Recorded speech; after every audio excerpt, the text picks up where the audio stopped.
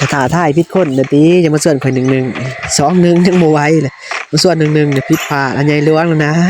เนี่ยข่อยก็ตึ้งอยู่ได้จะสิบ่ประมาทข่อยบ่ได้ไดข่อยตึ้งพอสมควรใช่ไหม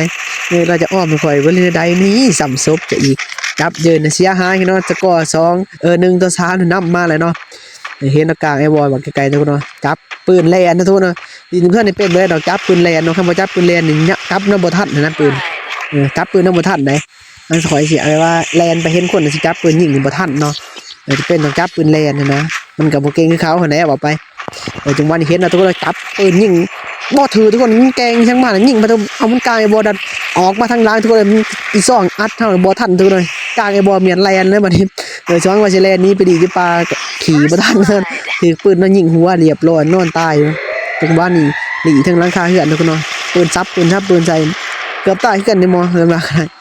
จับปืนแลนคือเราทุกคนเนาะถ้าเราบ่จับปืนแลนนี่มันบ่ทันนะสังเกตมันก็ได้ตอนว่ามีคนมาเนี่ยแลนบ่ทันเขาบ่จับปืนแลนนะมาแล้วก็เลยยิงบ่ถือทุกคนเลยมันกลางไอ้บ่รัดหนาออกบ่ทันได้ในจังหวะนี้เอาหาบ่เห็นเท่าไหร่เลยเปิดยิงบ่ถือทุกคนมันแกงอีจังเอ็งหายตัวใดบักมึงเอ้ยหายตัวใดกลับมาซะอีละบัดนี้ถือมันยิงเรียบร้อยตายคือกันเนาะ6-2นี่บัดนี้มาแล้วทุกคนเลยยิงไปแล้วทุกคนตายก็บ่ตายทุกคนเลยหายตัวไปอีกแล้วทุกคนโอ้มันใส่สกิลหายตัวเนาะยังหายขนาดทุกคนเลยบ่เห็นตัวมันว่ะมันหายตัวใดมันได้ว่าเฮาตายเที่ยวเลยจังว่านี่จอบยิงมันเบิ่งทุกคนเห็นนะทุกคนอยู่ในกระถางเล็กเห็นบ่ตู้คอนเทนเนอร์นะจอบยิงมันเบิ่งแต่สเต็ปการย่างเข้าไปก็โหเด้อว่ามันตึงสำไร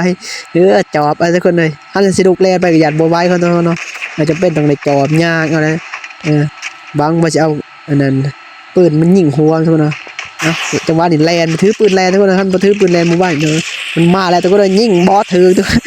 บ่ถือพวกบาแต่ทุกคนตายไปดีดอกสู้บ่ได้เลย